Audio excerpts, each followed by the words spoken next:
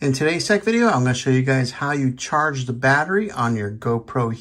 It's real simple to do, but if you're new to GoPros and you might have a question,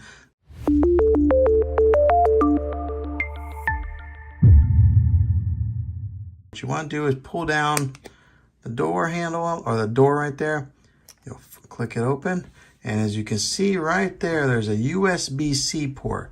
And what you want to do is take your charging cable that come with your GoPro, and if you don't have one of these, then any USB-C cable will work. A USB-C looks like that, and then on the other side it's got a USB. So what you want to do is you have to find one of these. This is just from an old iPhone, but any of these little bricks will work, and then you'll just put it in there like that.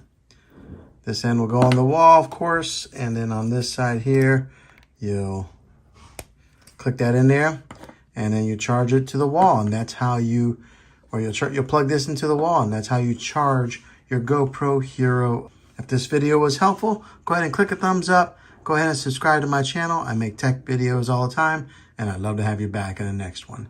Take care.